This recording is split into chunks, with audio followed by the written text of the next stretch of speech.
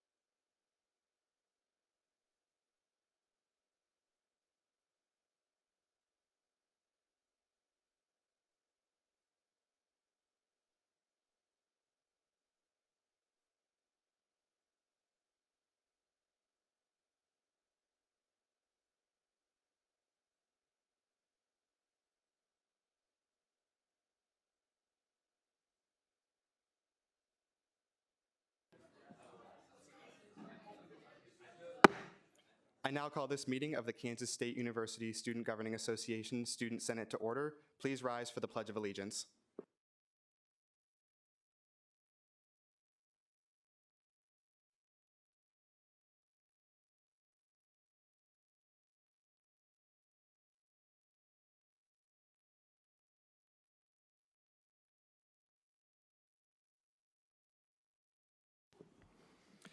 I want to begin our Student Senate meeting taking place on Thursday, September 1st, 2022 with a land acknowledgement. We recognize that Kansas State University, as the first land-grant institution, stands on the ancestral grounds of the Kaw people. Our state of Kansas is home to 4 federally recognized Native nations: the Iowa, Kickapoo, Prairie Band Potawatomi, and Sac and Fox.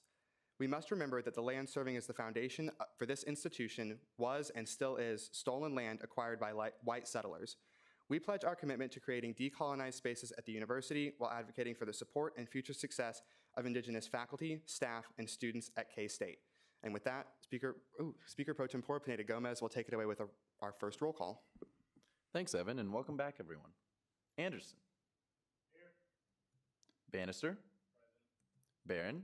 Here. Bellamy. Here. Blood. Broughton. Here. Carey. Here. Compton. Here. Coy. Here. DePaz. Here. Dole. Here. Grills. Gromas. Heatherman. Hoffman. Here. Coloriquiel.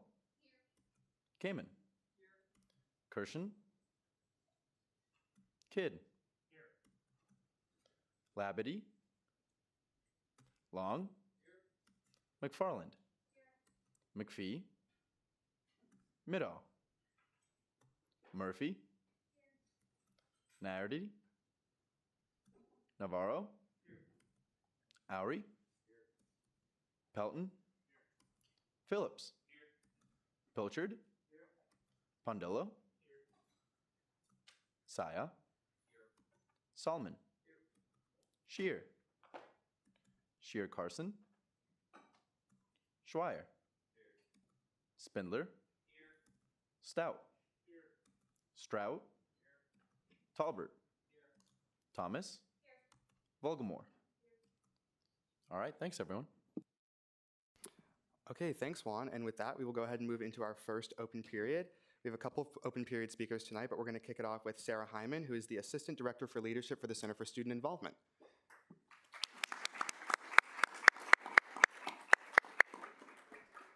Also, folks, just as a reminder, for decorum reasons, shut your laptops for me. Thank you.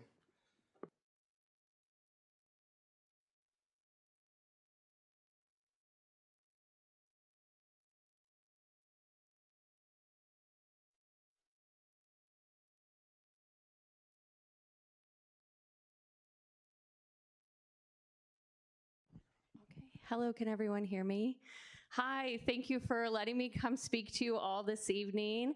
As Evan said, my name is Sarah Hyman. I'm the Assistant Director for Leadership in our Center for Student Involvement.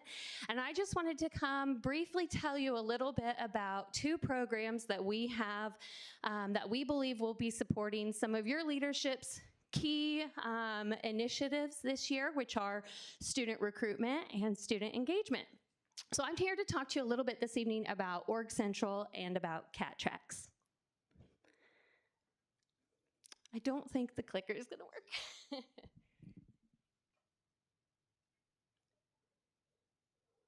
will you click on the screen?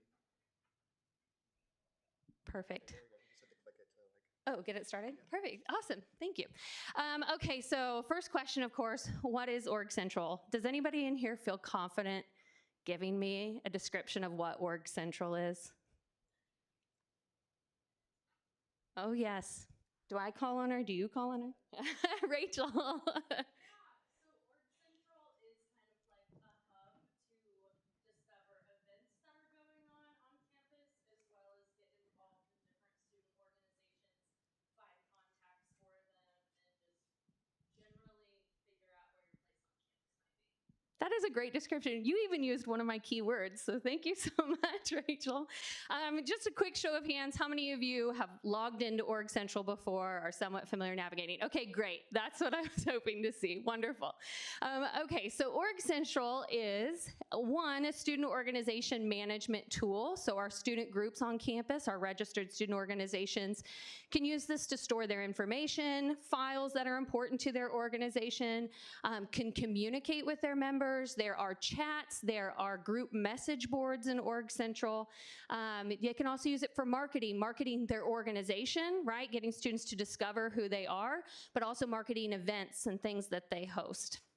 And they can also use it as a resource to find support, right? So SGA funding opportunities, that's a great example of a resource that's located in Org Central for student organizations. Also, like Rachel said, though, it is a hub for student involvement, right? This is something where any student here at K-State can log in and find upcoming events for students. They can also connect with other students who they have similar interests with. So all of our incoming students this year were encouraged to get on Org Central and set up their profile and tag things that they are particularly interested in. And then there's a directory in there, so if you want to find other people who also like chess, for example, right, you could get in there and find that, maybe find some friends, get together, play some games. It's also a place for students, like I said, to explore student organizations, to connect to them, to reach out, contact them. And it's also a place for students to participate in CatTracks. Out of curiosity, how many people have heard of CatTracks? Okay, just a few, and I'm impressed because it's brand new this year, and we'll talk about that here in just a moment. One thing that I do want to encourage you to do, but I also would love your help encouraging our students to do here at K-State, is to download the Org Central app. This is going to be particularly helpful for, like I said, finding those events and then also checking into them. We're using a lot of QR codes this year to help students check into events. There's a special QR code scanner that just makes it a whole step easier for students to check into events. And like I mentioned, there's a chat feature in Org Central, so then you just have that automatic messaging. The way I like to describe it to groups is almost like GroupMe for your student organization, but all in one place with all the rest of your stuff for your student organization. Okay, so what is CatTracks? Does anybody feel confident giving me a CatTracks introduction? I would be so impressed if you did, with it being brand new. Okay, so let me introduce CatTracks to you. So CatTracks is a guide to help you make the most of your experience here at K-State, right? It is also an easy way for you to earn rewards for your involvement. And as I mentioned, it's a unique, brand new program here at K-State, and it's located in Org Central. So you might be asking, okay, well, that's great, but how does it actually work? So CatTracks, what we've done is we met with a bunch of partners from across campus over the last few years and asked them, what are experiences that every K-State student should have? And then we took those experiences and we put them into checklists for students. So this year is our pilot program year. We're targeting primarily freshman students this year. However, all of you, including graduate students, can opt in to participate in this program. But this year for our pilot program, we're focusing on 4 areas. So our checklists this year are about student involvement. They are about Be Well, Be You, which is health and well-being. Be career ready, so getting ready for your future career after college, and engaging with diversity. So this is a diversity, equity, inclusion, and belonging focus as well. So we have these 4 checklists, and each checklist has a certain number of items in it. So I've used the example of the Get Involved checklist here. The 3 things we want students to do to get involved are to explore student organizations, participate in K-State traditions, and get involved in campus activities.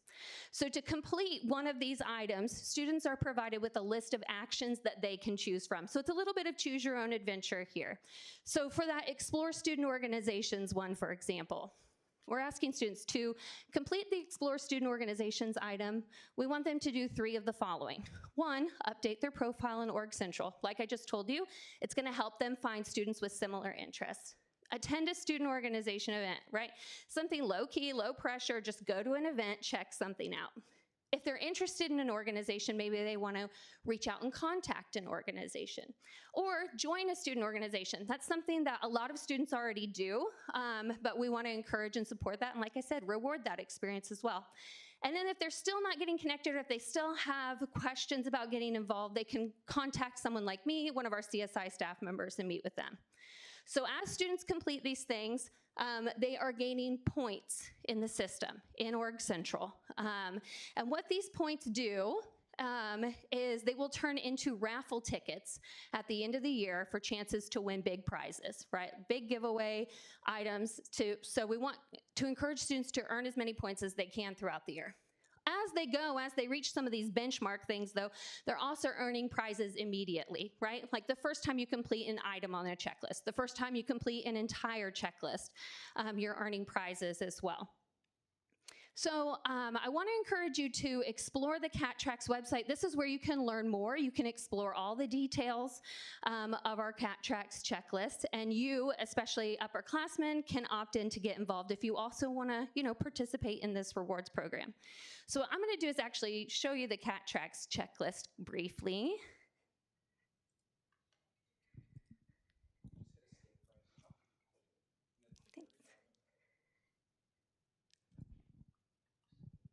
I know Zoom's.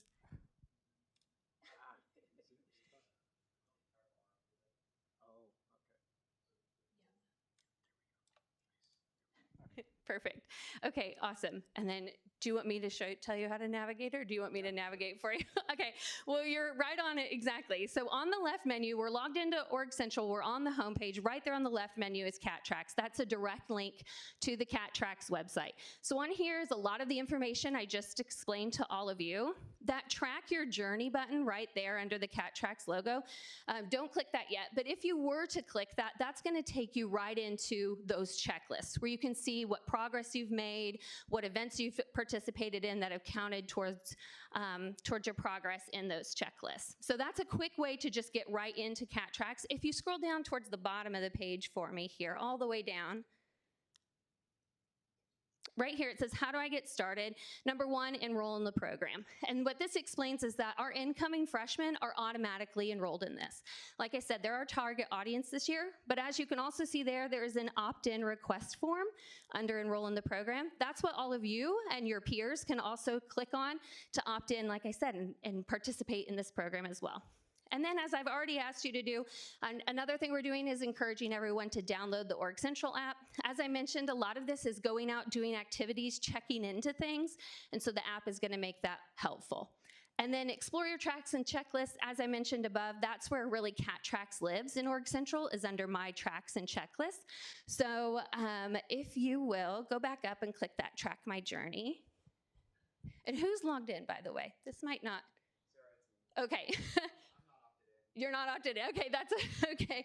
Well, if you were to click that, what it would do is it would take you to your checklist. So under My Activity on the left menu, it would just be a quick link all the way down to there. and then scroll down a little, My Checklist. That's where you would see cat tracks in the system. Ignore that. That's something I'm working on. Sorry. Go ahead and go back to the homepage. Thank you. So I just wanted to get this information in front of you all and ask for your help in encouraging our students to participate in these programs. As I said before, this is really going to be essential for us with student engagement this year, helping students find opportunities that match their interests. I already showed you, like I said, it's a little bit of choose your own adventure, so it's not a strict list of you need to do these 10 things, but we want to help connect them to, like I said, these well-being resources, these career readiness resources, and just getting them engaged on campus.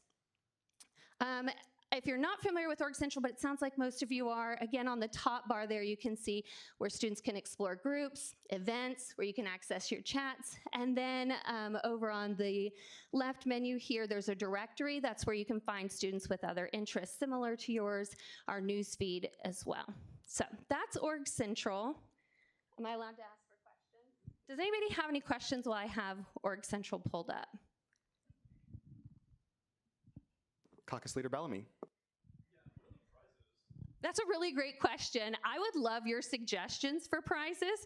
We have a few that we've picked out, but if you have any suggestions, I'll have my contact information on the end here. I definitely would love feedback on what kind of prizes you're all interested in. Chair Long.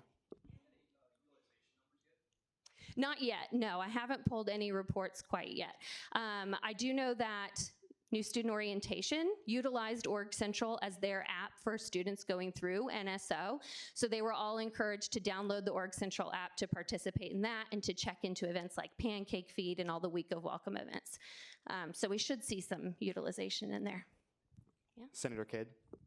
Yes. So my question, I have two questions, so I'll bring them in. But my first question, what will be the metrics to measure the success of the program, along with what does assessment look like as it's continued to be rolled out? Yeah, I would love to provide that specific information to you in a follow-up. We do have that. We actually have a kind of 5-year vision for this. So like I mentioned, this being our pilot program year, so we're really hoping to build this program as this incoming freshman class moves through K-State. And so a new track, for example, would be available next year for that class as sophomores and so on and so forth. So we're really trying to track if students are doing these activities to help us make better decisions about what student engagement looks like at K-State, because I think we all have that, subjective data of like, it feels like there's not much engagement, or everyone in their little pockets has that. So we're trying to track all of that through this system, and we will be able to generate reports on that as well. Yeah. Senator Kidd, follow up. Okay, cool. So I have a technical question. I was just at an event at the Beach Museum. Students were scanning and they were scanning QR codes and whatnot. It mentioned that they had to register for it first. So I guess can you talk a little bit more about different types of events and what that setup can look like for actually checking in versus just seeing in and not actually checking in for it? Absolutely. So a lot of that depends on how you set up your events in Org Central. So there are some default settings when you create an event in Org Central, but registration is a part of that. So you can set up different registration types, and you can require students to RSVP before they can check into an event. You can also activate RSVP at the door. So when they scan it, it checks them in automatically as well. So a little of that's in the fine tuning of how you set up the event. Specifically, I think that's what your question is related to. If we're talking about registering for Cat Tracks overall, like I said, freshmen are automatically signed up, and then all of you can complete that opt-in request form. Yeah. Senator Schweier.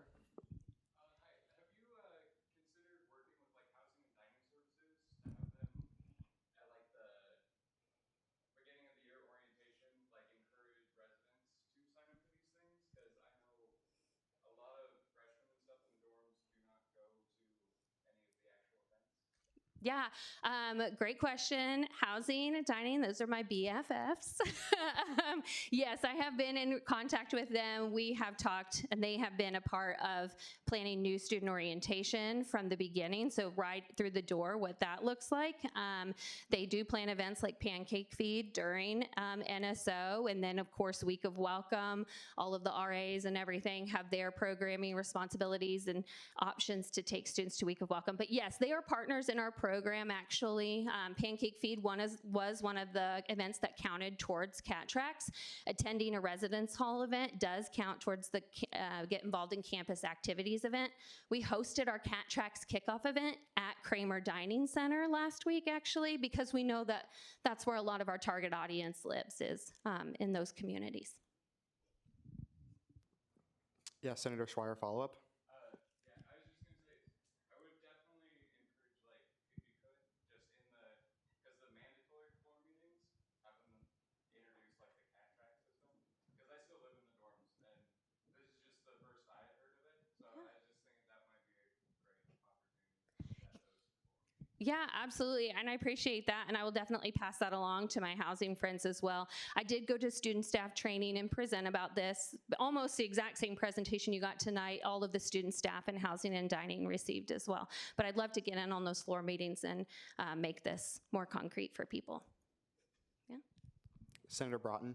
So you say that freshmen is your target audience. Is there a reason that everyone wasn't enrolled? Like, are we having issues if too many people enroll at the same time, over classes? No, there should be no issues about capacity in terms of who can be part of the program. It's just that for our pilot year, we wanted to keep it a little more manageable. So we wanted to keep the checklists a little smaller. So you'll notice if you get in and look at the checklist, a lot of the items on there, if you're an upperclassman, you've probably already done those things.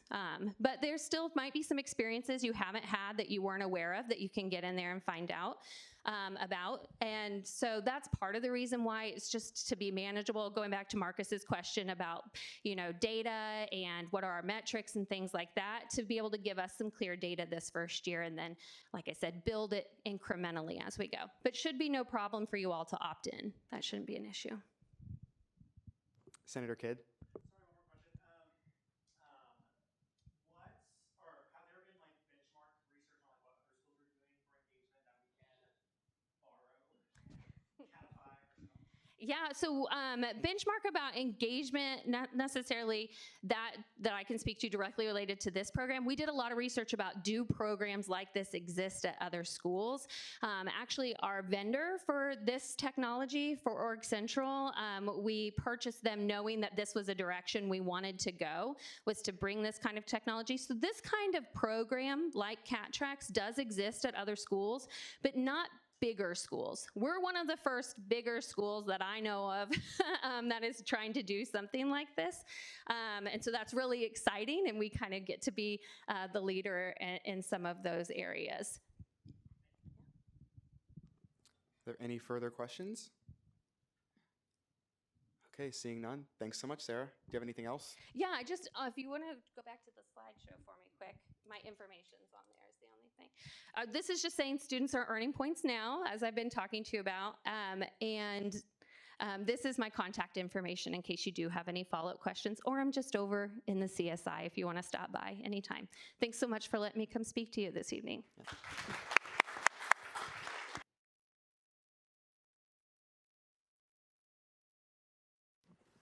Okay, we have another open period speaker. We have Jody Kaus from the PowerCat Financial.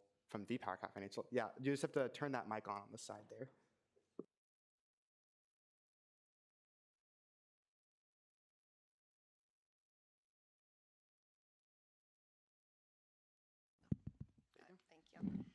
Thank you very much. So it's exciting for me to be here because my program was actually an outgrowth of SGA.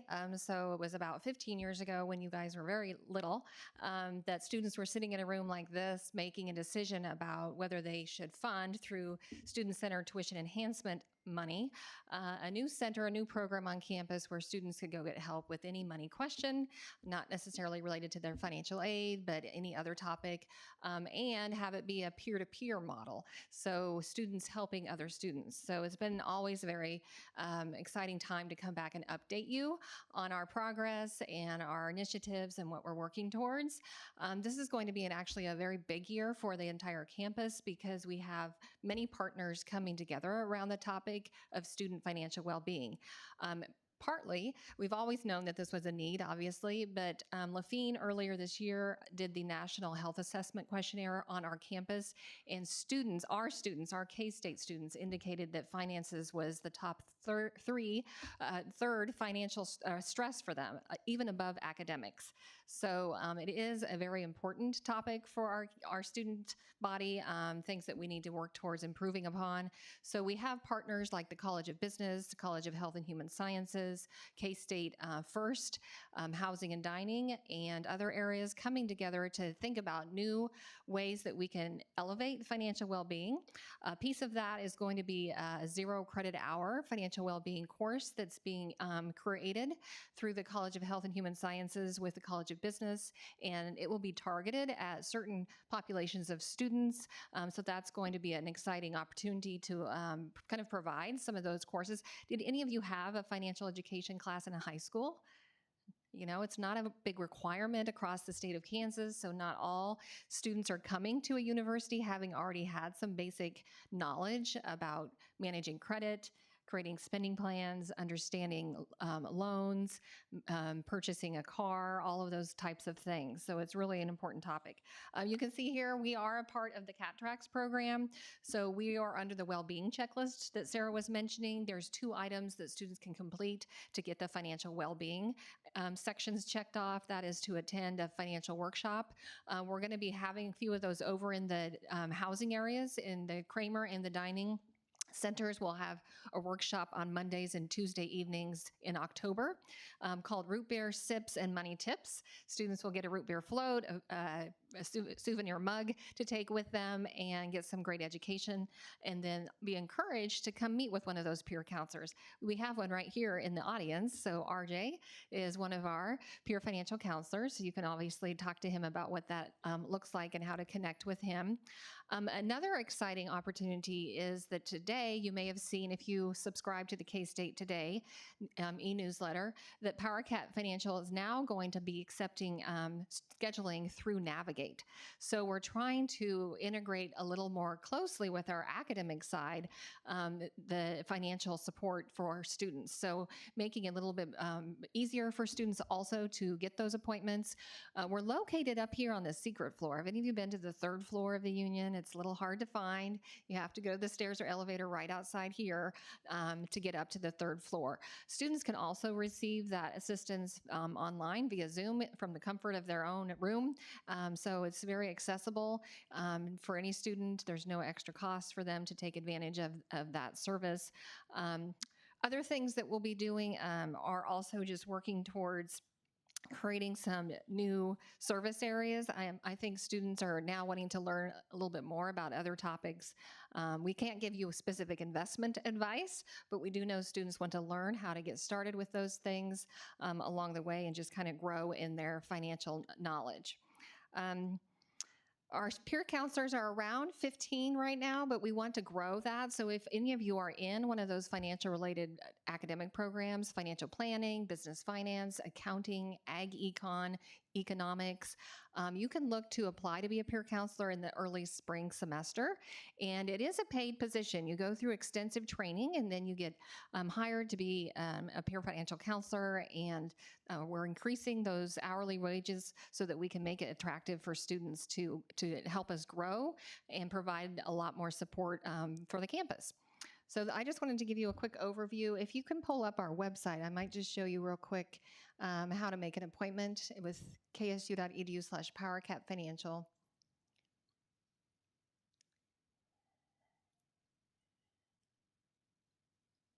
And I have one of the graduate students in the back of the room. He's brand new on the project, so just learning his role in supporting that 0 credit hour course that's going to be rolled out through the academic area. He's getting his MBA degree, and so we'll have an MBA student and then a graduate student in the financial planning academic program, both helping to support offering that to students. So here on our PowerCat Financial side, you can see any events we have coming up. We have an online scavenger hunt that we pushed out to campus earlier to help students learn about these services. And then we have our CAT Tracks workshops coming up that students can participate in. And you can request an appointment with that big button on the home screen there, and it'll take you to Navigate. And you'll be able to meet with one of our peer educators. Any questions? Anything I can answer for you? Yeah, are there any questions for Jody? Senator Cade? Thanks for joining us tonight. So my question,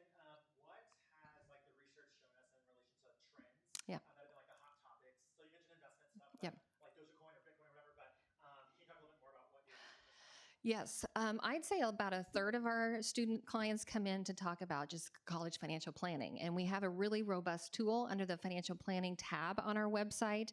And it's an Excel spreadsheet that kind of helps students wrap their minds around all of the pieces of the puzzle. It can be very confusing regarding scholarships and part-time work income, selecting the loans that they want.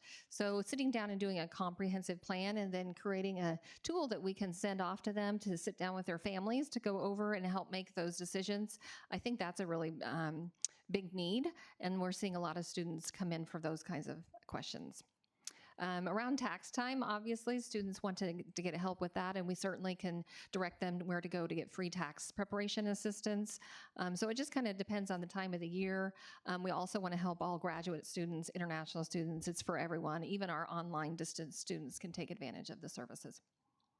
We have found that with our intervention that we see a reduction in financial stress for students, which is a big outcome, hopefully, of student retention and making sure our students are able to persist in reducing some of those stressors that they may have.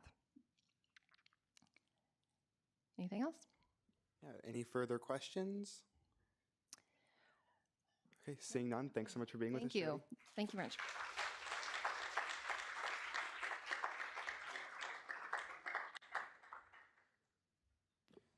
Okay, and unless there are any other first open period speakers, we will go ahead and move into approval of the minutes.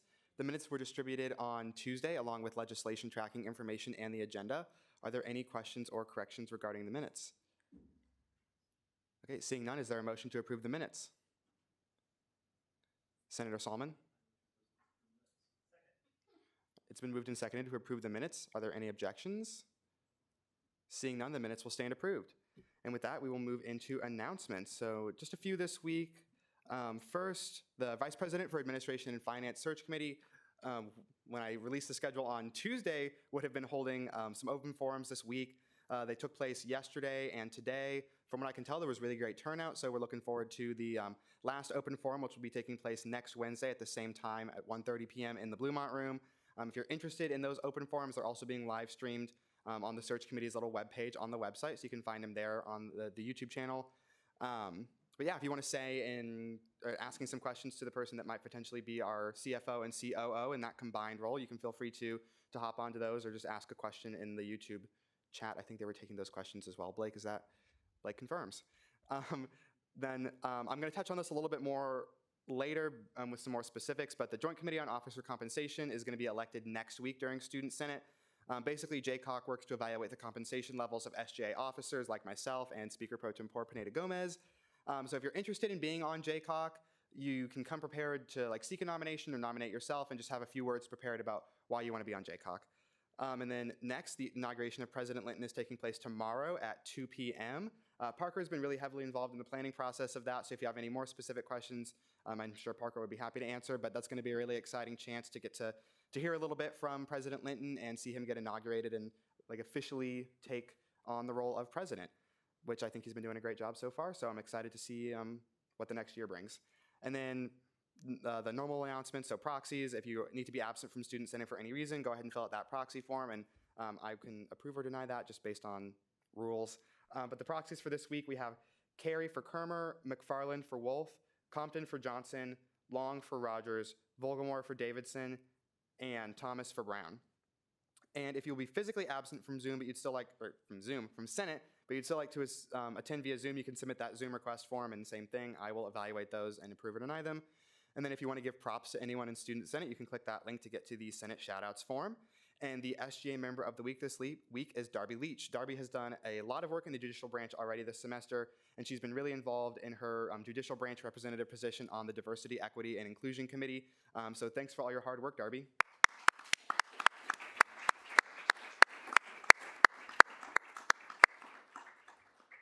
And then we have our upcoming events calendar there. So we have all the committee times, as well as the intern meeting is kicking off next week, and I know Peyton's really excited for that. That's happening Thursday at 5:30. And then we have our quote of the week, which is real change, enduring change happens one step at a time, and that is Ruth Bader Ginsburg. And with that, we will go ahead and move into approval of appointments. So is there a motion to consider Resolution 20? Chair Long. It's been moved and seconded to consider Resolution 20. If the author will please come forward.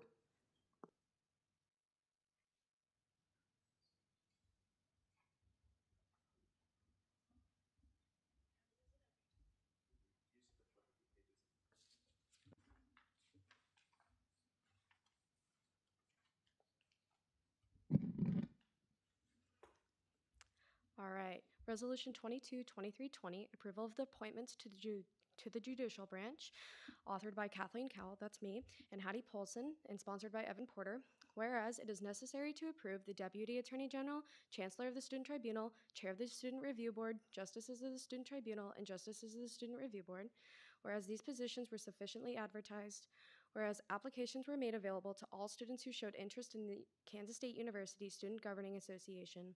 Whereas the following individuals have been selected by the Attorney General to serve on the basis of their leadership ability, experience, and dedication to serving the Kansas State student body throughout the next term. And whereas these appointments are subject to approval by the Student Senate. Be it resolved that Section 1, the following individual be approved to serve as the Deputy Attorney General for the 2022-2023 KSU SGA term, Hattie Polson. Section 2, the following individual be approved to serve as the Chancellor of the Student Tribunal for the 2022-2023 KSU SGA term, Ashley Elliott. Section 3, the following individual be approved to serve as the Chair of the Student Review Board for the 2022-2023 KSU SGA term, Darby Leach. Section 4, the following individuals be approved to serve as Justices of the Student Review Board for the 2022-2023 KSU SGA term, Elizabeth Chapman, Kern Canan, Austin Cruz, Jordan Toothaker. And Section 5, the following individuals be approved to serve as Justices of the Student Review Board for the 2022-2023 KSU SGA term, Jack Jennings and Edma Landa. Are there any questions or corrections for the author? I got the Jordan Toothaker one, so. Thank you. Okay, seeing none, you may take your seat. We're going to swear everyone in after we do all three of the legislations. So is there a motion to approve Resolution 20? Caucus Leader Bellamy. Okay, it's been moved and seconded to approve approve Resolution 20 unanimously. Are there any objections? Seeing none, Resolution 20 will stand approved. And with that, is there a motion to consider Resolution 21? Senator Solomon. Consider. It's been moved and seconded to consider Resolution 21. If the author will please come forward.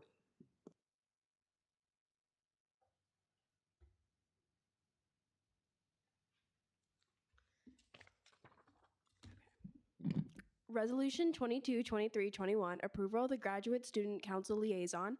Authors Jeff Ebeck, Marta Richenberg, and Parker Rogelmore. Sponsors Center Operations Committee.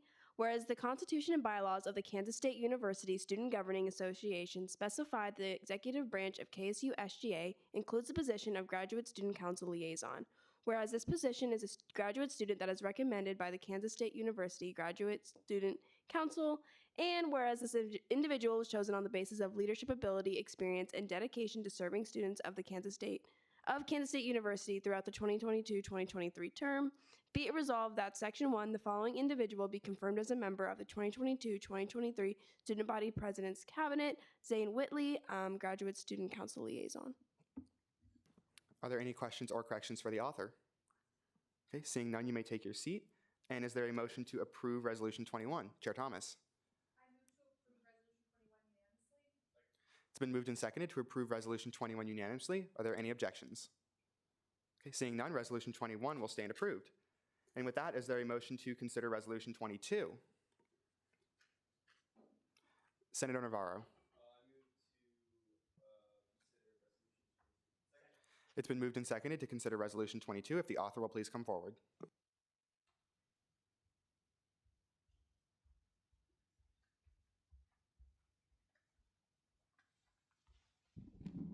Okay, let's see here.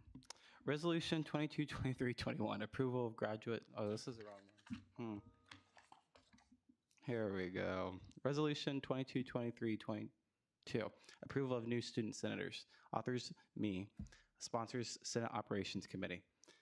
Whereas there's currently one vacancy for the position of student senator for the College of Arts and Sciences, whereas Zane Labidi has the next highest vote total for the eligible and willing candidates in the 2022 SGA general election in the College of Arts and Sciences.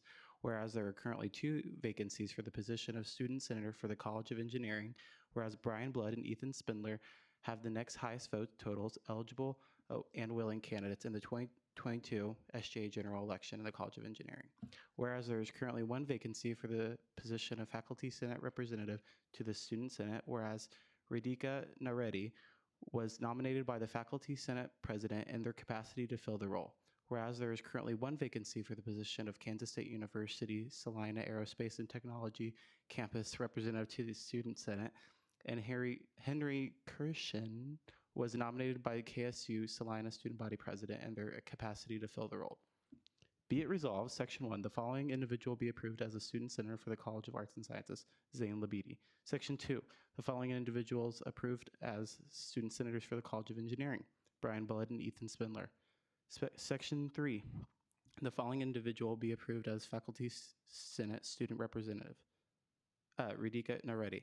Section 4, the following individual be approved as KSU Salina Representative to the Student Senate, Henry Kirshen. Are there any questions or corrections for the author? Okay, seeing none, you may take your seat. And is there a motion to approve Resolution 22? Chair Long. Is that unanimously? It's been moved and seconded to approve Resolution 22 unanimously. Are there any objections? Okay, seeing none, Resolution 22 will stand approved. Okay, and we'll go back to Resolution 20, and Kathleen, you can bring all your folks down.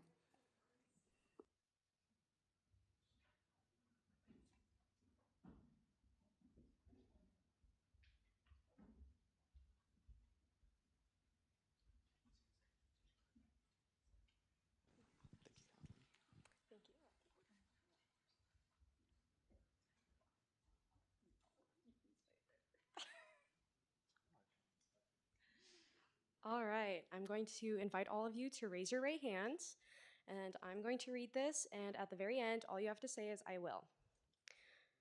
So, I do solemnly swear that I will faithfully execute the office of Student Justices, and I will, to the best of my ability, preserve, protect, and defend the Constitution of the Kansas State University Student Governing Association.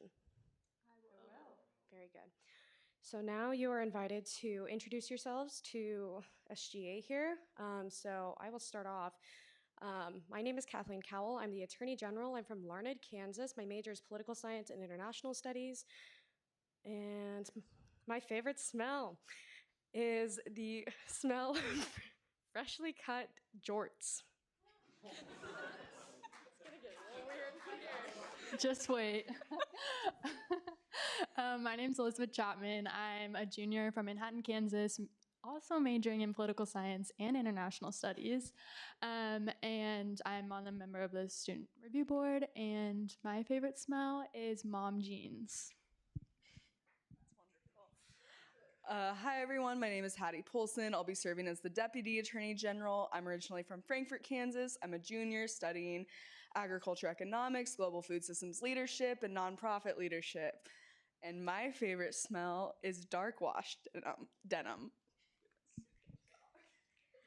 I'm Ashley Elliott. I will be serving as the Chancellor of the Tribunal Board. I am a senior studying history, and my favorite smell is bleach denim.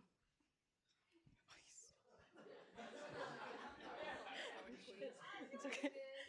Hi, I'm Jordan Toothaker. I'm a senior serving on the Student Review Board this year. My major is in psychology with a minor in English writing.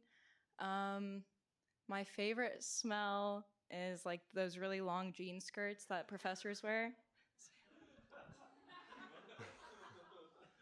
Hi, I'm Jack Jennings. I'm a junior studying philosophy. I'm from Overland Park, Kansas. I will be on the Student Review Board. And my favorite smell is, I'm a bell-bottoms man, so.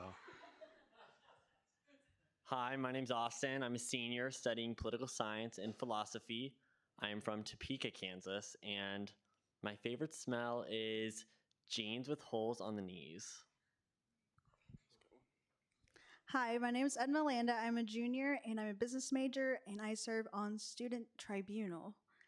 And my favorite smell is light wash. Hello, I'm Kern from Lenexa. I'm a senior in political science.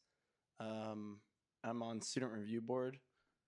Favorite smell is jean jacket. Hi, I'm Darby Leach. I'm from Wamego, Kansas, and I'm majoring in psychology. I'm the chairman of Student Review Board, and my favorite smell is vintage jeans.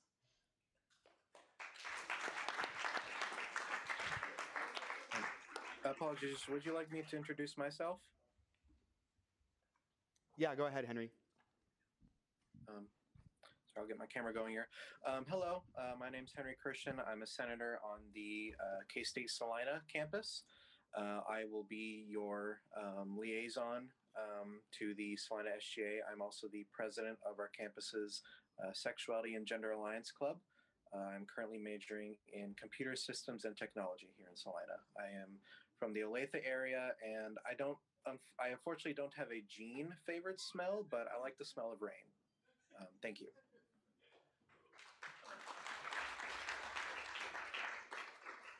Okay, now we're going to do Resolution 21. So Parker and Zane, you can come on down. All right, Zane, if you come up, raise your right hand for me, and then just say I do at the end. I will, excuse me. Although the first words are I do solemnly swear that I will faithfully execute the office of SGA GSC Liaison and will, to the best of my ability, preserve, protect, and defend the Constitution of the Kansas State University Student Governing Association. Great, thank you. If you could introduce yourself as well with name, what you're doing in graduate school, pronouns, favorite smell, hometown, where you're from, that sort of thing, that'd be great. Thank you. So my name is Zane. I'm a PhD student in the Department of History. I'm originally from Aransas Pass, Texas, and my favorite smell, I'm going to have to go jean related here, except I'm going to use freshly lawned jeans. What that means is that, you know, jeans that you wear when you're mowing the lawn. Oh, yeah, okay. So very good. Thank you very much. Appreciate it.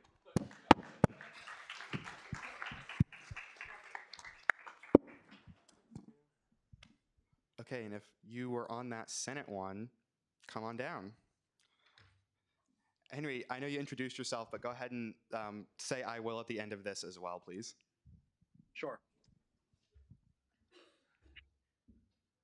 Okay, raise your right hand and just say I will at the end. I do solemnly swear that I will faithfully execute the office of Student Senator and will, to the best of my ability, preserve, protect, and defend the Constitution of the Kansas State University Student Governing Association. Okay, you want to go first? I will. Hi, my name is Ethan Spindler. I use he, him pronouns. I am originally from Topeka, Kansas, studying chemical engineering. I am going to be the senator for the College of Engineering. I am a sophomore. And I have to say right now, my favorite smell is I got this body wash recently that's like this Himalayan salt exfoliating body wash. And I've been using it recently. I was like, oh my God, my showers are now so elevated. I don't know why. But I was like, oh, this smells so much better. Especially after a workout, I'm just like, it's great. So, yeah. Thank you.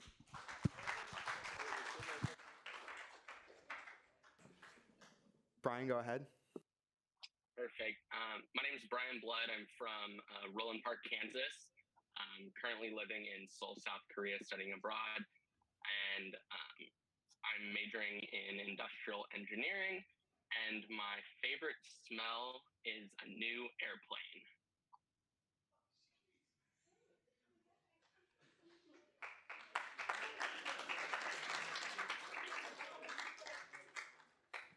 All right, thanks everybody. And with that, we will go ahead and move into committee reports.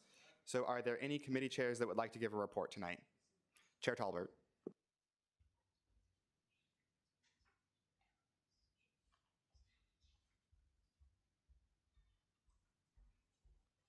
Hey y'all. I just wanted to say that like my main goal, what I've been trying to do so far this year, I know we've had a few people like leave Senate for like, different reasons, of course, but my number one goal right now in Senate operations is of course to get legislation out, but then also to fill in all the vacancies because Senate is only better when there's more of us.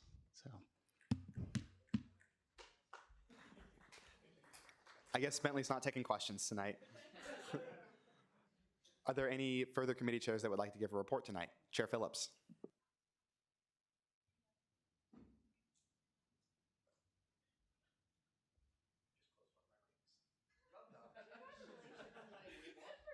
stand goal. All right. Hello, everyone. My name, if I haven't gotten the chance to meet you yet, is Blake Phillips. I am the Student Services Fee Committee Chair for this coming year. And I just had a few things for you all tonight. First, last Monday, we just started our review of student legal services. So just in case you didn't know, we all, by paying the student services fee, have access to a lawyer on campus. If you're ever in a sticky legal situation and need some help, feel free to reach out to Sarah Barr. She's super cool, as my committee members can attest. We had a great time on Monday. But if you are interested in learning how a student services fee review works, or if you're particularly interested in student legal services, feel free to come on out. Those meetings are at 5:30 on Mondays in the CSI conference room. However, we won't be meeting this coming Monday due to Labor Day, so catch us next week. So along with that, one of my goals as student services fee chair is really to look after the entire student services fee budget as a whole, even on top of just individual entities. And a lot of those numbers depend on enrollment. And so those numbers will start to be finalized on the 20th day. So you can think the first 20 days of school, first 4 weeks-ish. And so we will have those numbers here in a couple of weeks, and I'll be giving a much more in-depth report about the current state of the SSF budget, how we're looking, if we're going to have a deficit or not, and what that amount is going to be. So I'll be in contact with that here in a couple of weeks. Finally, I am searching for a new committee member. We unfortunately had someone drop, so if you are interested in deep diving into finances and reviewing some different entities on campus, please reach out to me and let me know. Again, those meetings are at 5:30 p.m. on Mondays, usually last till about 7:30. We go pretty in-depth as a committee, so 5:30 to 7:30, Mondays, CSI conference room. So feel free to let me know if you have any questions. Yeah, Senator Navarro.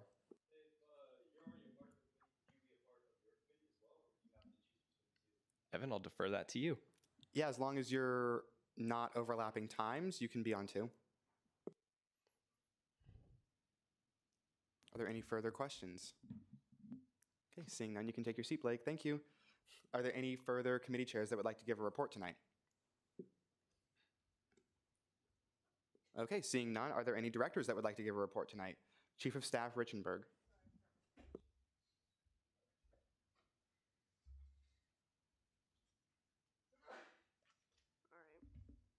Whoa. Blake, really? That was disrespectful. Anyways, welcome back, everybody. So I'm just sharing on behalf of the executive branch.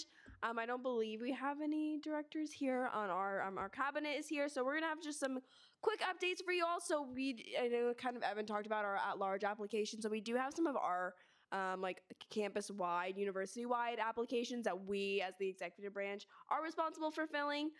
Those are not huge time commitments. You might meet once a month. So definitely think about signing up for one of those. If I did reach out to you personally and ask you to be on it and you accepted it, please still fill out the form just so we have it formally that you are doing it. So still fill that out if I had reached out to you about that. I'm also personally working on a form to get senators paired up with certain cabinet members as senators come up with new initiatives that they're interested in. That way we can kind of, I'm really bad at analogies, so I'm not even going to try. But if you're interested in something that our cabinet's working on right now, you can quickly get paired up with them instead of you two working on two separate things being kind of redundant. So we definitely want to get you all connected to some of our cabinet members, so that should be out on the announcements next week. So I'm working on that. And then kind of what Evan mentioned earlier, sorry, getting over a cold. Kind of what Evan mentioned earlier is President Linton's inauguration is tomorrow at 2 o'clock. There is going to be a lot of people there, so make sure you're arriving before 2 o'clock. I'm leaving the office at 1:15. So if you're wanting to join and wanting to go with somebody, if you just want to meet in our office at 1:15, I'm going to walk over. You're more than welcome to join us. I'm going to be wearing business professional. I don't think there's an official dress code, but I would encourage everyone to try to dress as professional as possible. I know some people might be coming from class, that's totally okay, but if you can, try to do that. And then the last thing we have, obviously, Parker and our director of athletics, who is Hunter Flack has been working on the new tailgating situation for students. So, as our first football weekend's coming up on Saturday, if you have any suggestions, anything that you liked, anything you didn't like, please direct all of those to Parker so Parker can deal with that accordingly to the certain people. But with that, I think that's all. Is there anything else? Any questions? Are there any? Yeah, Senator Grills. Mhm.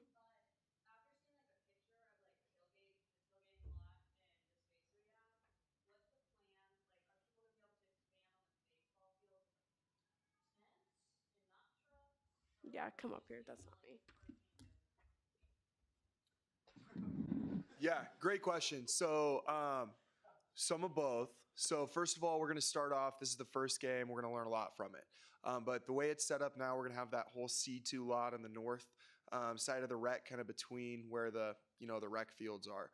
So there's two different options for passes. One's you can just get a regular parking spot, an asphalt parking spot, and then those ones will have like tailgating room where you can go like behind your car if it's in the parking lot, or if it's backed up to the grass fields, you have that area immediately like directly behind your vehicle. So each one of these spots is literally going to be like a parking spot and a half, if not two parking spots.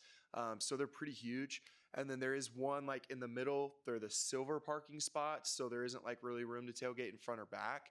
So there's a whole row of like correlated, designated, basically squares, I guess, running through where the grass is out there on the rec fields. So if you have a silver parking spot, you will also have a grass spot that you can set up a tent.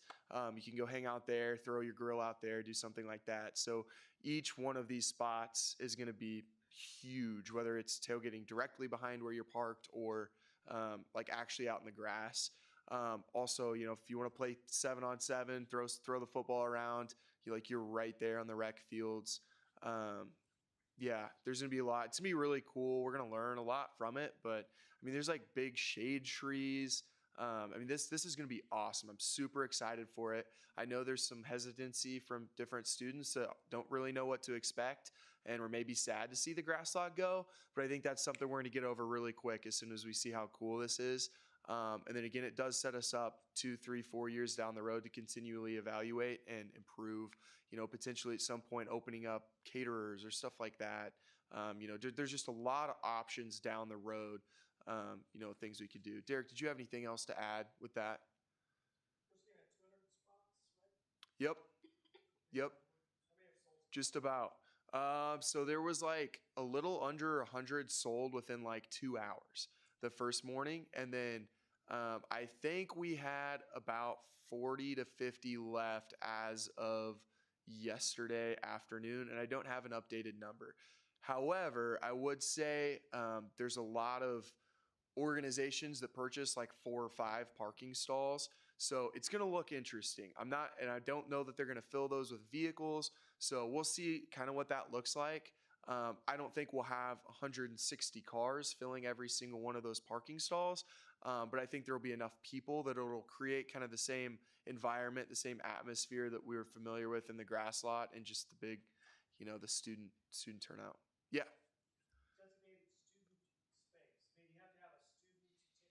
Yeah. That's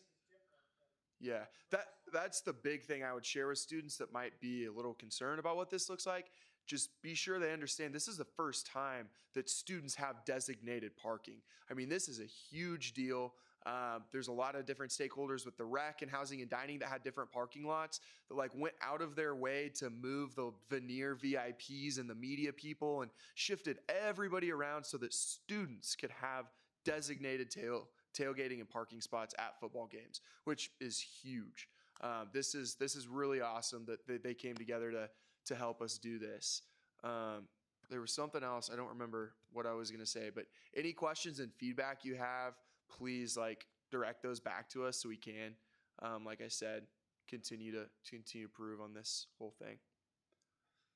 Chair Phillips? Yeah, so sorry if you mentioned this before, but is the plan for this to be semi-temporary, or is the goal of this to be the new home for years to come of student parking? Well, I think the goal, depending on if this is like popular, is that we will have student parking for the long term.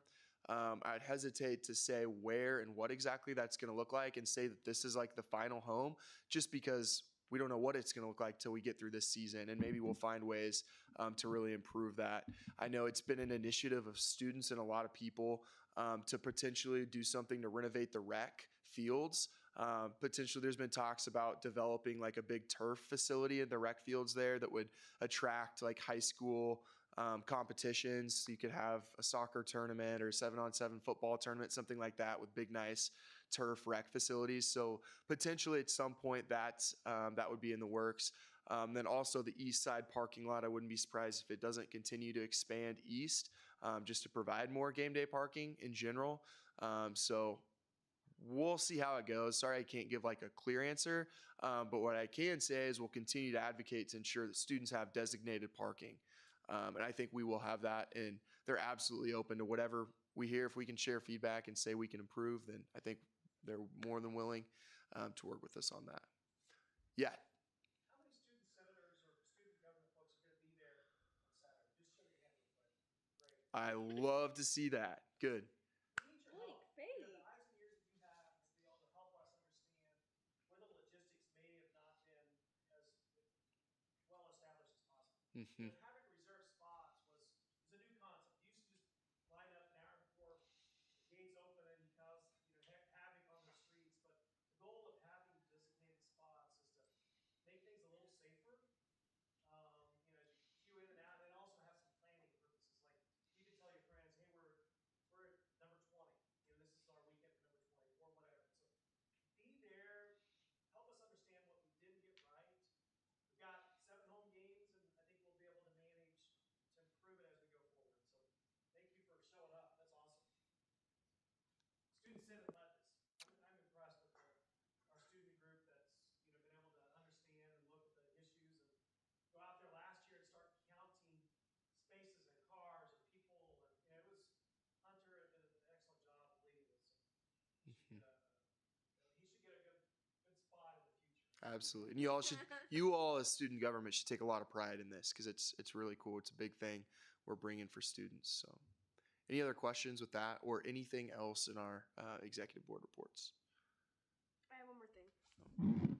It's Jeff's birthday, so if you haven't, wish him happy birthday. He's not here, so so sorry. It's his birthday. So, but if you haven't wished him happy birthday, wish him happy birthday, because I know he'd really appreciate it. And I'll do y'all a favor. So. Thank you, Executive Branch. Are there any directors that would like to give a report? Intern Coordinator Lynn.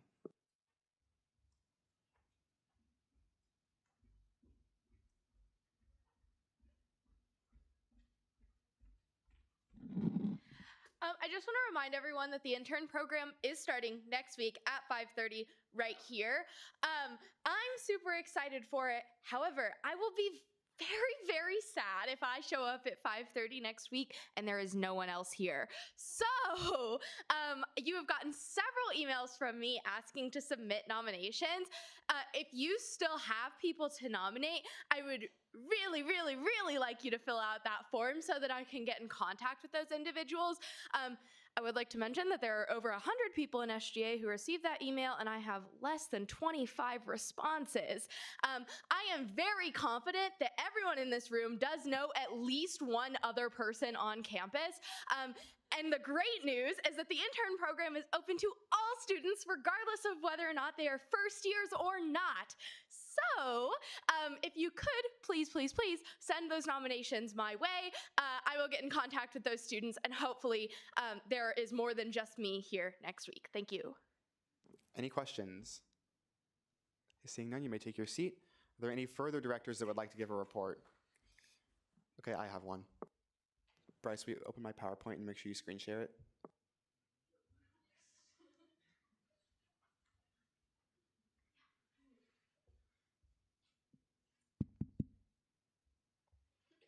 Welcome back.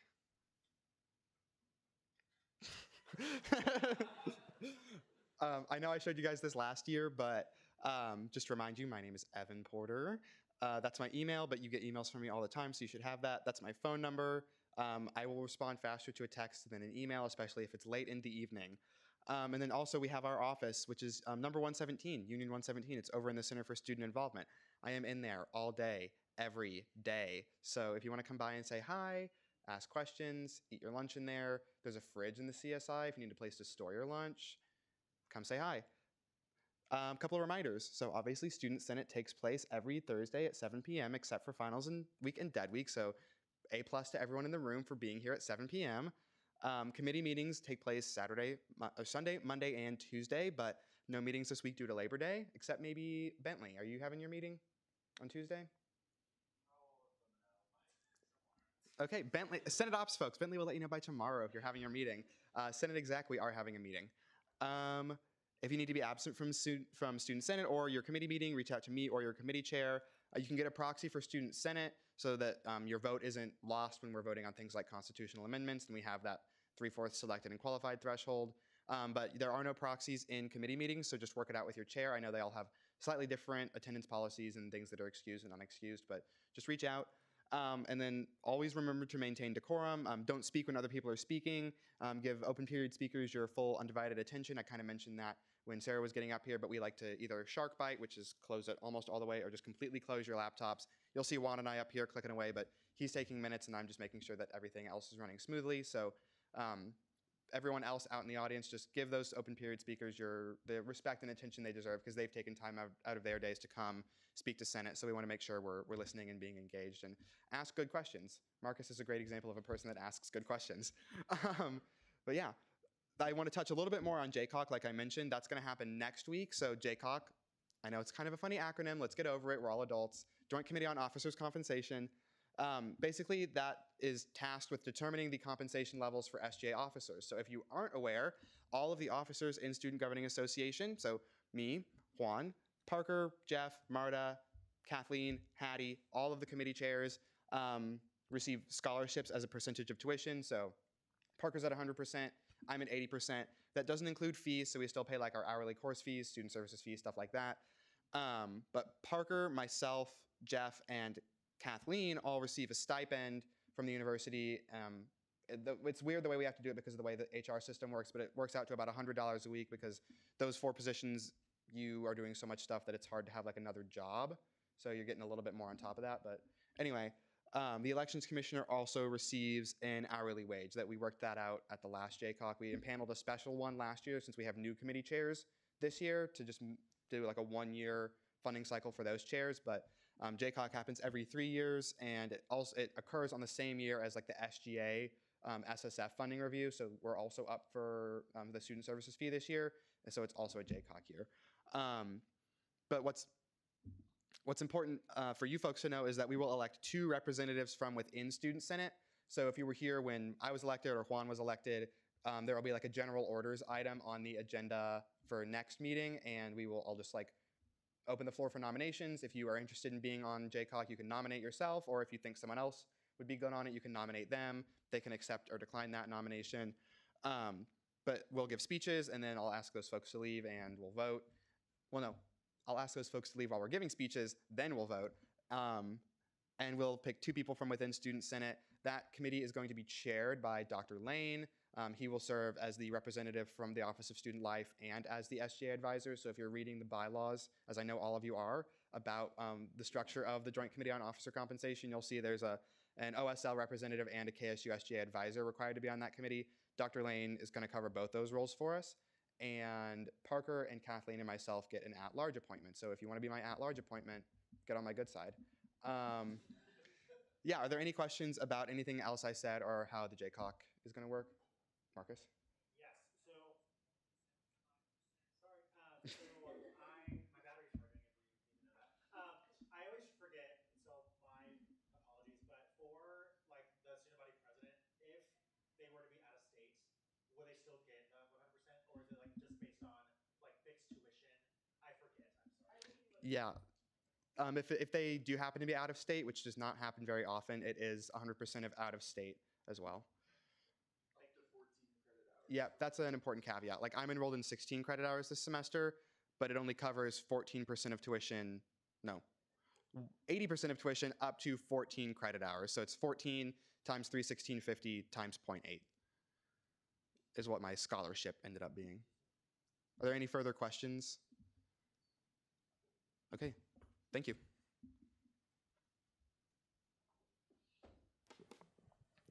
Back again. So now we'll go ahead and move into college caucus time, and I will let Juan take it away with a bit of an explanation of what that's going to look like. Okay, so for every caucus except for arts and sciences, last semester you should have emailed me a list of goals. I'll just be coming around, double checking on those with you, and making sure that that's still on board, seeing what I can help with. Arts and sciences will actually need to elect a new caucus leader, and so I will go over and meet with said new caucus leader probably in 10 minutes after we dismiss. And then I will provide the goals that were given to me last semester. If you guys have any new ones, that'll work. But for now, it'll just be reviewing the goals that were set up last semester.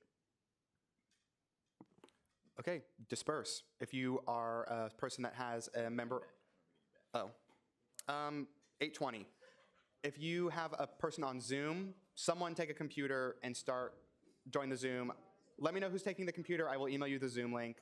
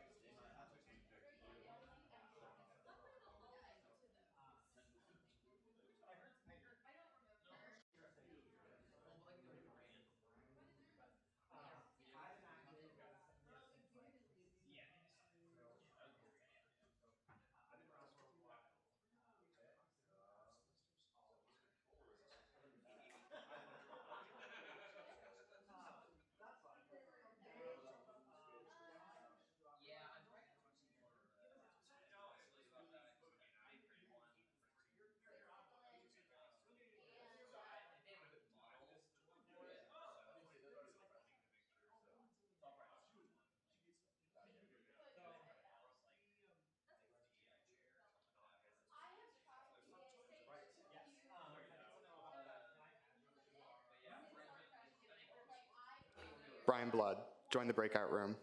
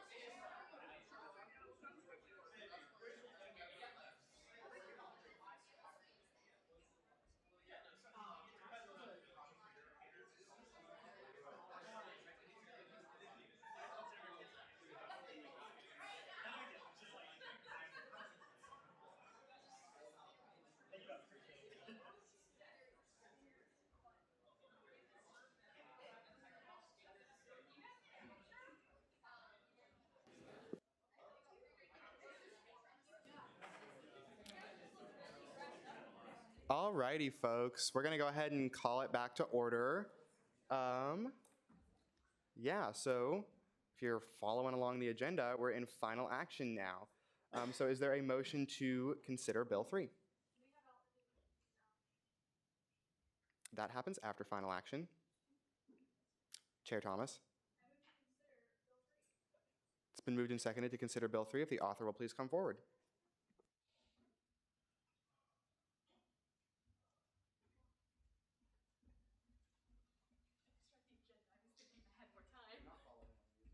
I thought I was. Well, it's in final action, so I don't have to read it. Have any changes been made? Yeah, some changes have been made. So we made some changes when this bill went back to Senate Executive Committee on Tuesday. Let me find the lines. I'm so sorry. I thought we had allocations first. Yeah, so starting at line 54 and 55 in the legislation, we've added or who is a student that has completed less than 24 credit hours at Kansas State is does not have to meet a specific GPA requirement. And then in line 105, we made the change student senators, with the exception of students who completed less than 24 credit hours, must maintain a cumulative GPA of 2.0 if an undergraduate student, or a cumulative GPA of 3.0 if a graduate student. Okay, thanks, Peyton. You have first rights to debate. Okay, awesome. So just as a quick reminder for everyone, we talked about this bill at the end of last semester. When you last saw this piece of legislation, it stated that we were going to get rid of the GPA requirements completely to serve an SGA. Since then, we made changes in Senate Exec that are now saying that there is no GPA requirement for students who have completed less than 24 credit hours at K-State. This means that undergraduate students must still maintain a 2.0 and grad students must still maintain a 3.0, with an exception for those students that have not completed 24 credit hours. They wouldn't have to have a specific GPA. The reasoning for these specific changes is that over the past several years, the individuals that are being most affected by our GPA requirements are those that are in their first year. In a 15 credit hour semester, it takes failing 2 classes to bring you below a 2.0. As a freshman, those 2 classes are going to tank your GPA, which automatically disqualifies you from running for a position in Senate. On the other hand, I, right now, as a junior who is a student in 15 credit hours, could fail 2 classes and still have a high enough GPA that I can run for a seat next year. These 2 students, a freshman and me, who have the exact same semester, now have 2 very different eligibility statuses just because I'm lucky enough to have a few semesters under my belt. College is a really, really big transition for a lot of students, especially those who have specific adversities to overcome. And I don't think it's right to disqualify those students before they even have the chance to adjust to their college life. If you're someone who's thinking right now, students should focus on getting their grades up if they have less than a 2.0, I am going to implore you to vote yes on this bill. There is a plethora of research out there that suggests that involvement in extracurriculars statistically indicates better class attendance and higher GPAs than those who are not involved in extracurricular activities. Using this logic, getting involved in SGA indicates that in the future, those students are going to have higher GPAs, and that is going to be better in the long run for both this body and those students. The last, and what I think is one of the most important things to consider in this debate today, is that students, even those with low GPAs, are still students. Our body is supposed to be representative of every single student on campus. If there are specific groups that we are actively disqualifying from our body, we are doing ourselves and the university a disservice. Having a 4.0 does not make you more of a student or more deserving of representation than having a 2.0 GPA. These students are still students, and they deserve to have a voice in our body just as much as every single one of you do. If you disagree with this bill, I am begging you to explain to me what makes any of these students less important, less capable, and less deserving of a voice than you are. Thank you for that debate in the positive, Peyton. We are now seeking speeches in the negative. Any further speeches in the positive? Are there any further speeches at all? Yes, Senator Navarro.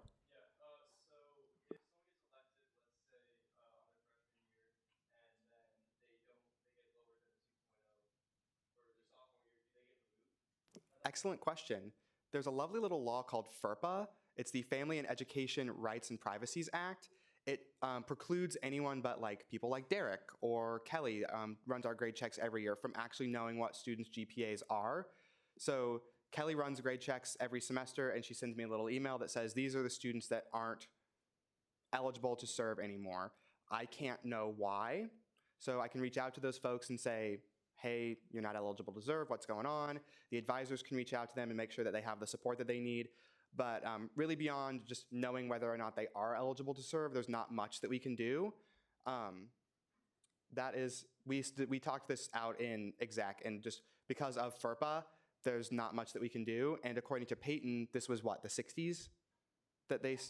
We brought the GPA requirement into existence in the 1960s, and FERPA passed in 1974. So this has existed since before since before students had like the right to privacy in terms of their grade point averages. Caucus Leader Kidd, you had a question? As for the timing of when those eligibility checks are ran, my question is just centered around when students take summer classes. What is the impact of someone's eligibility, whether they take a summer class or not, versus like when the eligibility checks actually ran for you to decide if they can no longer serve or not? Yes, that's a good question. I don't know exactly when CASIS updates to include summer GPAs, but we ran the eligibility checks, I think Monday last week or maybe Friday the week before.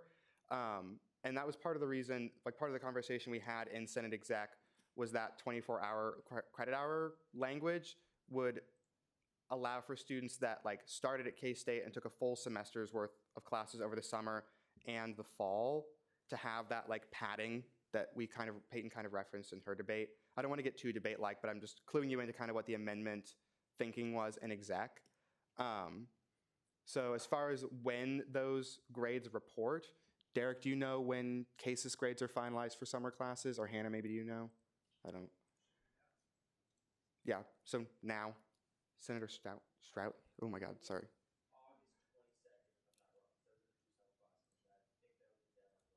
Okay, August 22nd, which was, I think, before we ran those eligibility requirements. So, does that answer your question, Marcus? Yes, were there any further questions, or was there any further debate? Chair Phillips. How many senators do we have selected and qualified, and how many people do we have present tonight plus proxies? Okay, selected and qualified, we have 47 senators selected and qualified right now. And how many did we have present at first roll call? We had 33 senators present at first roll call, but there were a few other senators that walked in shortly after. Yeah, so the number to reach the threshold to approve this is 35 senators. Chair Phillips? Is 35. 47 times 0.75 is 35.25, meaning we need more than 35 votes. Okay, there you go, 36. So What's the number with proxies then? I don't know. Is there any way we can count that? With proxies? I mean, we're more than 36, so we're just going to move on to voting if there are no more speeches. Like, we have met the minimum threshold to pass the legislation with the folks that are present in the room right now. So unless there are any other debates in the positive or negative. Hannah?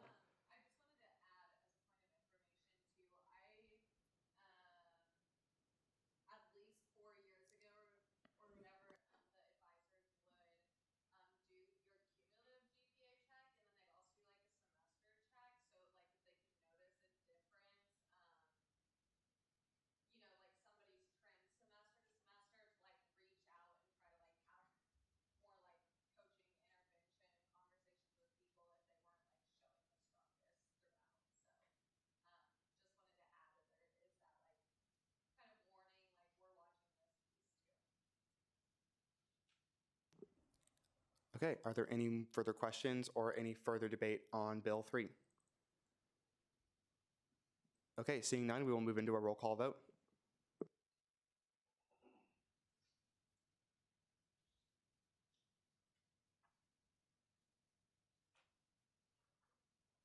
Apologies, everyone. I will add one more thing. If you were a proxy, please make sure that you cast your proxy vote as well.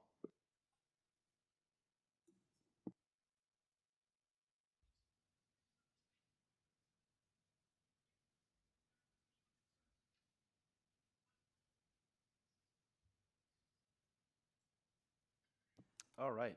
Thanks for the wait. Anderson. Bannister. Barron. Bellamy. Blood. Abstain. Broughton. Brown. Carey. Compton. Coy. Davidson. DePaz. Dole. Grills. Gromas. Heatherman. Hoffman. Johnson. Kalarikiel. Kamen. Kirshen. Aye. Kidd. Kermer. Labadie. He's not selected and qualified. We didn't swear him in tonight. Oh, that's right. Thank you. Long. McFarland. McPhee. Middaw. Murphy. Navarro. Oury. Pelton. Phillips. Pilchard. Pondillo. Rogers. Saya. Salmon. Shear Alexa. Shear Carson. Schweier. Spindler. Stout. Strout. Talbert. Thomas. Volgamore. Wolf. All right, and that bill will pass on a vote of 42 to 0 to 1. Okay, awesome. Thanks, everybody. Okay, yeah. So with that, we will go ahead and move into our introduction of allocations. Is there a motion to consider Bill 11? Chair Long? Yeah, I've never done this. A speaker, Blake, can you offer me a little guidance on this one? Yeah, so you'll just ask for a motion to consider the allocations. Once that motion is given, you will read off basically just like that description line at the bottom. The request versus recommended? Yeah. Okay. Is there a motion to consider the allocations? Chair Long? Okay, it's been moved and seconded to consider the allocations. First up, we have Bill 222311, fiscal year 2023 student allocation to the Napoli Student Association, Kansas State University. They requested $1,200 and they were recommended $1,200. Next, we have a fiscal year 2023 allocation to the Pocono Entomology Club. They requested $1,000 and were recommended $1,000. Next, we have fiscal year 23 allocation to the tennis club. They requested $800 and they were recommended $800. Chair Long? Friendly amendment to Bill 12. Will you state that amendment, please? Currently on line 41 under section 2, it says we transferred from Easy Con RSP to the account NISA 0867AC. Actually, instead of the account NISA 0867CW. The state of Kansas recently changed their FIA account. Okay, sounds good. We've got that noted. Are there any other questions or corrections regarding the allocations? Okay, seeing none, we will go ahead and move into introduction of legislation. So is there a motion to consider Bill 14? Chair Saya. It's been moved and seconded to consider Bill 14. If the author will please come forward.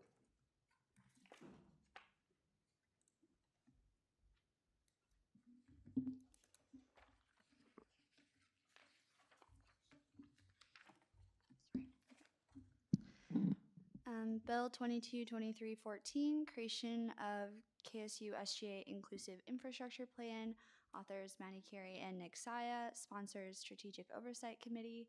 Whereas the Kansas State University Student Governing Association is obligated to advocate on behalf of the KSU student body, whereas KSU has a rich history of access and inclusion in higher education, whereas as a medium of learning, leisure, and community, Kansas State's campus bears a responsibility to welcome all students in its spaces, and whereas a physical environment that enables the success of every student is well in line with the mission of Kansas State and ought to be a prime objective. Be it enacted that Section 1, the Kansas State University Student Government Association, shall establish an inclusive infrastructure plan. Section 2, the inclusive infrastructure plan shall enumerate the following principles. 1, all students should be able to enjoy the full scope of Kansas State's campus with dignity. Act 2, accessibility should be a primary priority of any physical infrastructure planning effort. 3, accessible development should be undertaken in not just new facilities, but all structures. Section 3, to achieve these goals, the inclusive infrastructure plan shall enumerate the following strategies. 1, SGA shall elect an individual within SGA to catalog instances of exclusive or deficient infrastructure. 2, the University Operations Office should establish and advertise a portal to report instances of exclusive or deficient infrastructure. 3, KSU should create an education module for incoming students and a program of education for students, faculty, and staff regarding ableism, accessibility, and the ADA.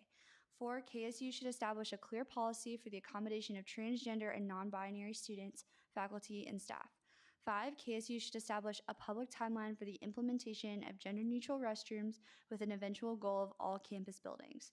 6, KSU should establish a mechanism for students to adjust the description of their name and or gender identity across K-State systems.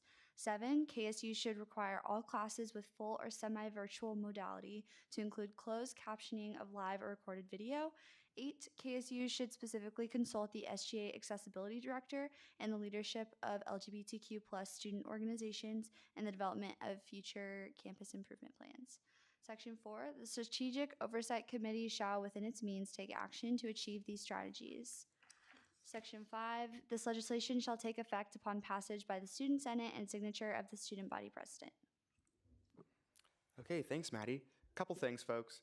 This is the first one of these that we've seen this term coming out of the Strategic Oversight Committee. So if you're confused about any of this language on here, I encourage you to ask questions, or you can go to those meetings, ask Nick questions, anything like that. But yeah, that being said, are there any questions or corrections for the author? Caucus Leader Kidd. Hello, thank you for presenting us tonight. Can you help the body reflect on technology that's currently available to help meet those goals that were mentioned in this legislation? In terms of technology, I am not actually currently aware of any portals that exist to be able to kind of report these things, which is why we want to work with the University Operations Office to make that a possibility. Yeah, that's Granted. Thank you. So, for instance, the technology for Zoom to be able to use closed captioning exists, but I guess a question for training, some of our faculty may not be the most inclined on how to use some of those features. So what does that look like for, even if the technology is available, what does the actual training and implementation look like from this committee's point of view? I think that honestly, currently I'm not actually super aware. I could Nick. defer to Nick. Marcus, 2 terms ago, we passed legislation that asked university administration generally to more widely apply Zoom closed captioning. And I think we haven't really seen anything come of that. No formal program of education whatsoever for faculty members. I think you're absolutely right that people need more information in order to kickstart that feature. I can't imagine that any faculty member is anti-closed captioning. So we want to work with the administration to make that more accessible, a nice little modular package for. Derek, you had something to add? I would just say that these are great goals, and there are resources that are either working towards these things or have addressed. So Access Services has some adaptability to help students learn in different ways. I would also include the University Facilities Department when you look at physical infrastructure. Just as the Strategic Oversight Committee is delving into this, there are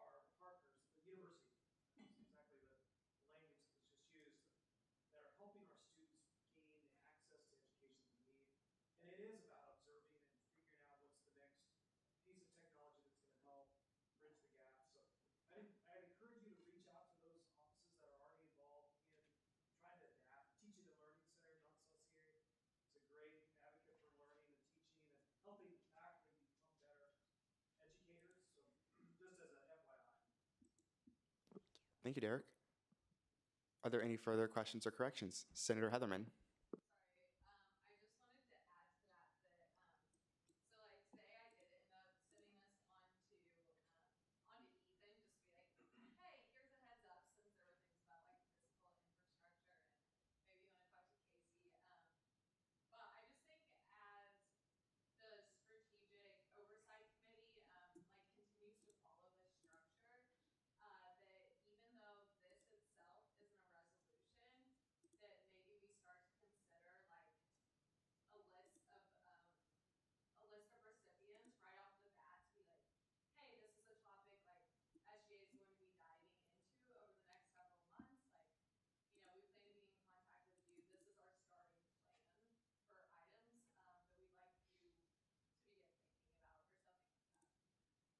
It's an excellent idea, Hannah. Thank you.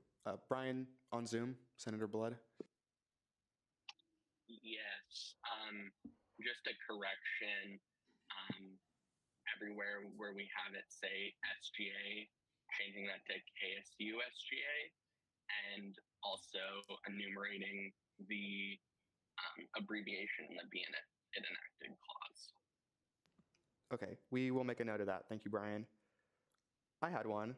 On line 40, can we expand ADA to say Americans with Disabilities Act, since that's not enumerated anywhere earlier? Absolutely. Cool. Any further questions or corrections? Okay, seeing none, you may take your seat. Thanks, Maddie. And with that, is there a motion to consider Bill 15? Senator Pilchard. It's been moved and seconded to consider Bill 15. If the author will please come forward.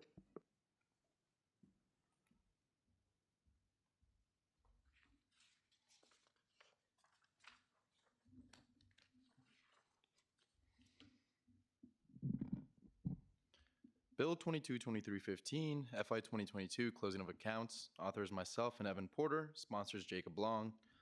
Whereas, in accordance with the Kansas State University Student Governing Association, KSU SGA funding statutes, the Speaker Pro Tempore of the Student Senate is required to close academic competition team, campus-wide organization, college council, institutional services, multicultural organization, excuse me, and fine arts council student group accounts on an annual basis to retain unused funds, and whereas the accounts listed below have remaining funds that are subject to the provision above, be it enacted that, Section 1, the amounts below shall revert from the respective individual campus-wide and college council organization accounts back to the reserve for contingencies account for a total of $16,730.06. Section 2, the amounts list below shall revert from the following individual multicultural organization accounts back to the reserve for contingencies account NISA CON RSV for a total of $6,243.66. Section 3, the amounts listed below shall revert from the respective institutional services accounts back to the reserve for contingencies account NISA CON RSV for a total of $1,872.49. In Section 4, the amounts listed below shall revert from the respective individual academic competition team accounts back to the academic competition team reserve account NISA ACT RSV for a total of $28,993.72 and a grand total of $53,839.93. Awesome. Thanks, Juan. Are there any questions or corrections for the author? Okay, seeing none, you may take your seat. And with that, we will go ahead and move into second open period. Are there any speakers for second open period tonight? Chair Long.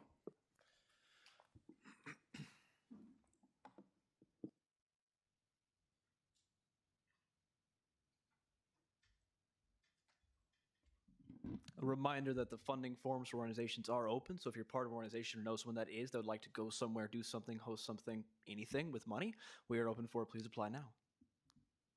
Any questions for Chair Long? Thank you, Jacob. Are there any further second open period speakers? Chair Phillips.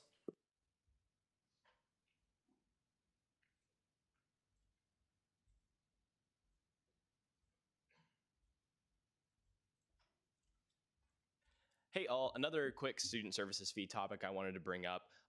Just curious, show of hands, how many of you all in the room are familiar with the program Safe Ride?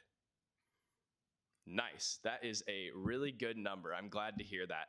Safe Ride is a super cool program that we offer if there's anyone who hasn't heard of it, where essentially we get a certain amount of free rides per month over the weekend just to get home, whether you're out in the Ville or doing something else. It's just a nice way to ensure that you have a safe ride home via Lyft. So if you noticed, our Lyft passes are operating a little bit different than they did last year. So for the month of August, we had 2 different Lyft passes for $8 per ride. Usually you can get just about anywhere in the city of Manhattan for an $8 ride. But this month, so for the month of September, you will be getting 3 rides for $5 each. So a little bit different. I wanted to do a really quick poll just because I'm curious of preferences kind of between the two and how we can really try to adjust that program in the future to best fit student needs. So between those 2 options, 2 rides per month for up to $8 each or 3 rides per month up to $5 each, how many of you prefer that 2 ride option, 2 for $8? Gotcha. What about that 3 for $5? Wow, okay, that's really about half and half. So cool. Just in case you weren't aware, those Lyft passes you are able to use with friends. So for example, if I'm with however many of you can fit in a car, we can use one Lyft pass in order to get from one place to another, and it's only one of us using that, so it counts as one ride for like 5 or 6 or 7 different people. So something that is really cool. Definitely take advantage of it if you haven't yet. And yeah, love to see that program continue. I am open for any questions. Yeah, are there any questions for Chair Phillips? Caucus Leader Kidd.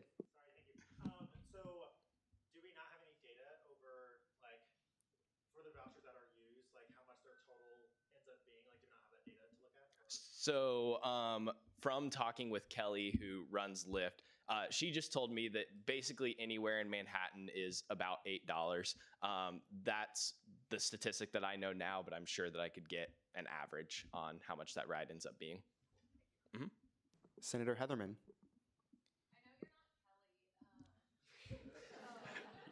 I don't know.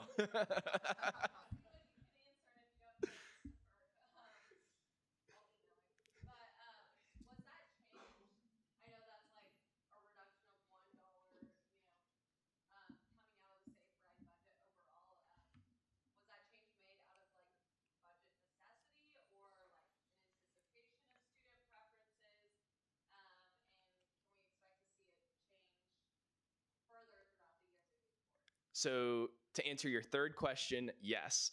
As far as I know, the plan for this year was to kind of waffle it and kind of change throughout the year. My guess, and I don't want to speak for Kelly, so this is Blake purely talking. My guess is that it's in order to not run out of money for Safe Ride. So Safe Ride itself is funded almost entirely out of a reserve account. And I think that there is worry from CSI that that reserve account may run empty at some point, either this year or early next year. So I think that there are some measures being taken to ensure that that does not happen. And that's my guess why that is the case. Derek, did you have something to add?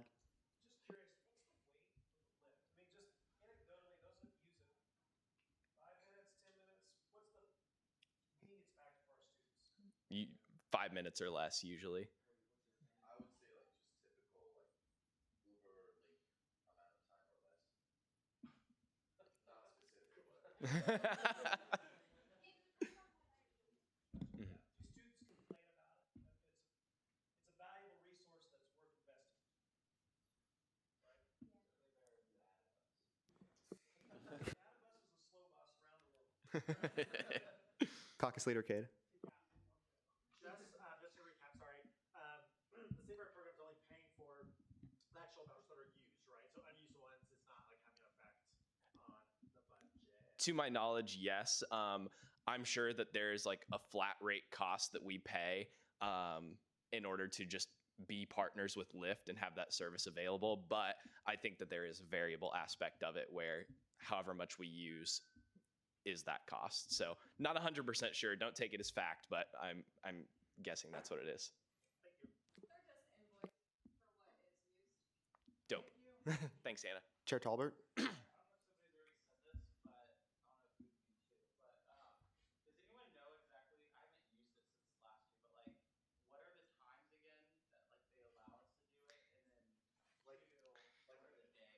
Yeah. It's Thursday, Friday, Saturday. I think Thursday it's 10 to midnight. Friday is 10 to 3 a.m. and Saturday is 10 to 3 a.m. But Blake's going to check to make sure. Yeah. Oh, I did. That's right. Oh, here we go. So Thursday. Okay, so it's a little bit weird because it goes over a day, so it has to make the times. Basically, Thursday night from 10 a.m. to Thursday, Friday, and Saturday. This is really tough to read, I'm going to be honest. Okay. Thursday through Friday from 10 p.m. to midnight. Friday through Saturday from 12 a.m. to 3 a.m. Saturday from 10 p.m. to Sunday at 3 a.m. Does that equal 10 to 3 every day? It is not Okay. 10 to 3 on Thursday. Yeah, it's 10 to midnight. Thursday it's 10 to midnight. Friday, Saturday, 10 a.m. to 3 a.m. So it like goes into Sunday, 10 p.m. to 3 a.m. So it like goes into Sunday at 3 a.m. Sorry, folks, that's a mess. Bentley, follow up.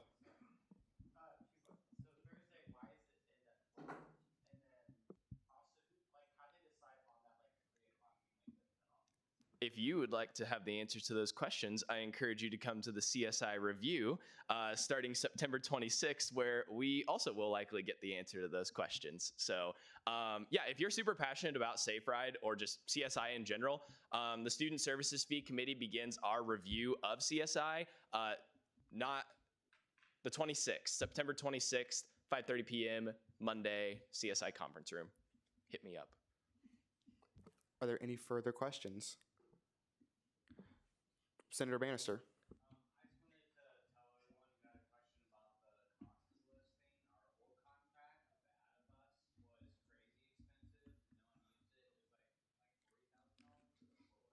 It was a good amount of money. Thank you for that additional information. Well, are there any further questions? Awesome. Last check really quick. 2 rides for 8, raise your hand. I know we just did it, but I want to make sure. 2 rides for 8, 3 for 5. The 3 for 5s have it. Not that that's an actual vote.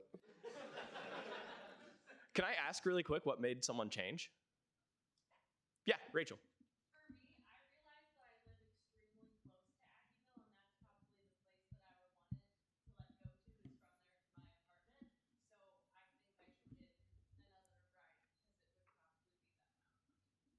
Cool. Awesome. Thanks all. Okay. Are there any further second open period speakers? Okay, seeing none, Juan, take it away with Senate shoutouts. Okay. She's not here to hear it, but Kathleen's fit is fire. Queen is popping off. Shout out to Parliamentarian Bryce for his expert writing abilities. Shout out for the short queens on exec. Shout out to Nick and the entire Strategic Oversight Committee for their work on developing the inclusive infrastructure plan. I'm incredibly excited to see the work they will accomplish this year. Did Evan and Drew plan the twinning fits? Chair Long looks like Rachel Maddow in the sweater. Jacob Hoffman is so cute. He my little boo thing. Andrew Navarro is a cutie. I can't believe he sat next to me. Shout out to senators for finding common ground on GPA bill. Shout out to everyone who showed up today. Shout out to New Arts and Science Caucus Chair Navarro. Kat's gonna win this weekend. I drive a Bentley, vroom vroom. Shout out to Maddie for presenting her first legislation. Loved how all of Judicial came with a taste for denim clothing. Thanks, everyone. All right, thanks everybody. Before we start packing up, folks, I'm going to do our reference of legislation. So bills 11, 12, and 13 will be going to the Student Allocations Committee. Bill 14 will be returning to the Strategic Oversight Committee, and Bill 15 will be going to the Senate Executive Committee. And with that, Juan will take it away with our second roll call.